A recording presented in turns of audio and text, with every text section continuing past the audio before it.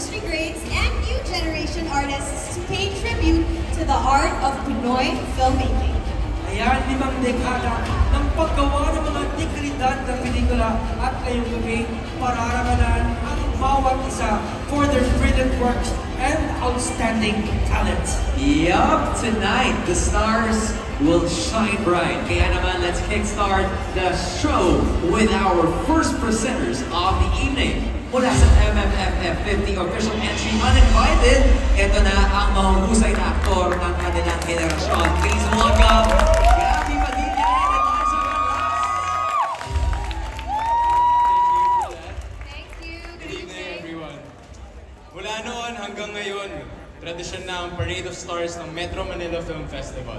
Inaabangan ng lahat na pumarada ang kanilang mga iniidolong artista sakay ng mga nagkagandahang floats. Every year, MMFF floats are designed not only to wow the audience, but also to showcase a visual representation that captures each film's story. Narito ang mga nominado para sa Best Float.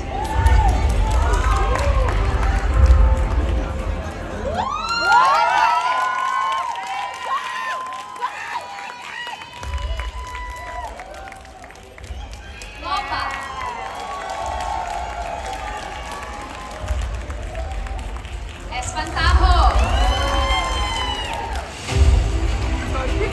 My Future You.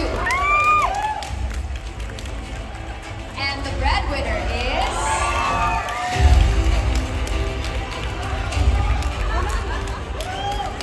And the winner for the Best Float Award is...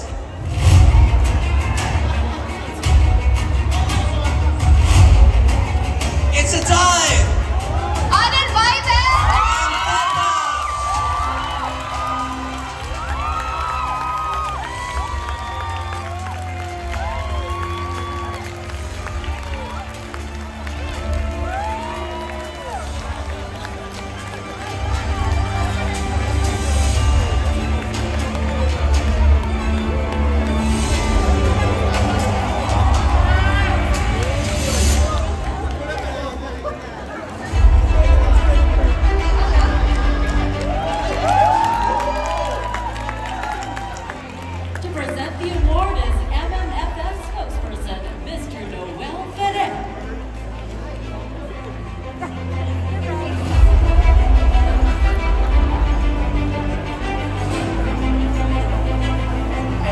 Maraming salamat po sa MMFF, and of course, gusto ko lang po talagang batiin ang talagang napakasarap pong kasama sa journey na ito. Palakpakan naman po natin si Tita Ibiang, Sylvia Sanchez, na mas lalong pinasaya yung journey ng buong uninvited dahil kasama namin yung Topak.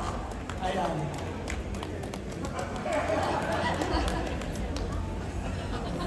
Magandang gabi po sa inyong lahat. Metro Manila Film Fest, salamat dito. Pinangarap ko talaga to, honestly. Gusto ko na sabihin sa inyo, kaya nandito yung director ko kasi siya yung gumawa ng float namin.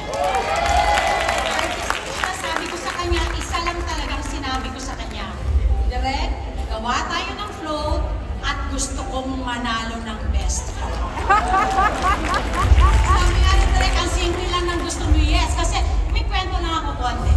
Noon, sumali ako sa Metro Manila Film Fest, sumakay ako, ang daming tao sa float. Sabi ko, isang araw, magpuproduce ako at gagawa ako ng sarili kong float na ako sasakay and pipilitin ko talaga, papangarapin ko na mananalo ako. At sa gabing to, natupad ko.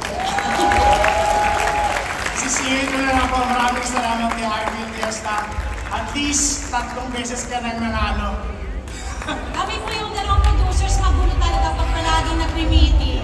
And yun ba yun? So ngayong gabi, natupad yung pangarap ng isang batang artista na best float lang ang gusto ko sumakay sa sarili kong float na ako mismong nagpagawa. And thank you, Direk Richard Solomesa, napakatalino na ginawa mong float. And yun lang po. Maraming salamat po. Thank you po, thank you. Again, a big congratulations. Dreams do come true. Good job to Uninvited and Topak Best Floats. Congratulations. We got more awards to give out, and moving on, tawagan na natin ang ating next set of presenters. To present nominees for the Gender Sensitive